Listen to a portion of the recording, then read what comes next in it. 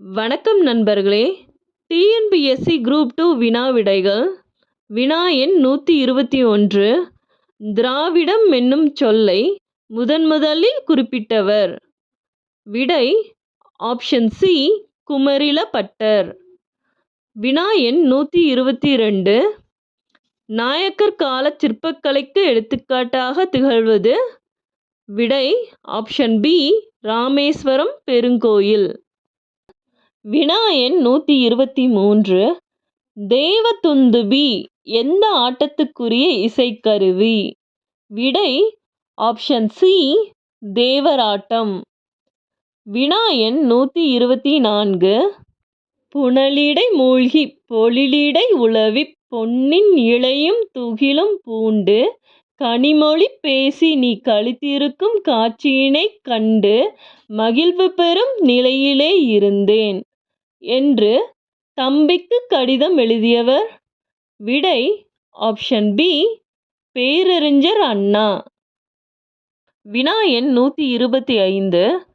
குமரி கண்ட நோய்க்கு குமரி கொடு.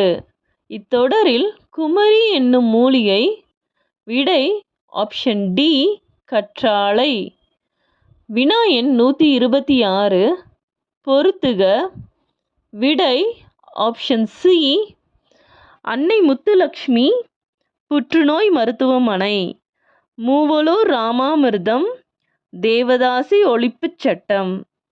பண்டித ரமாபாய் சமூக தன்னார்வலர். மலாலா பெண் கல்வி. வினா எண் 127. தமிழ் இலக்கியத்தில் ஆலவா என்னும் பெயர் இவ்வூருக்கும் பொருந்தும். விடை ஆப்ஷன் சி மதுரை. வினா எண் 128.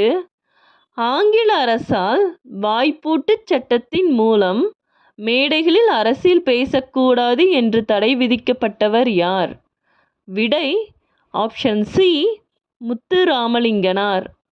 வினா எண் 129.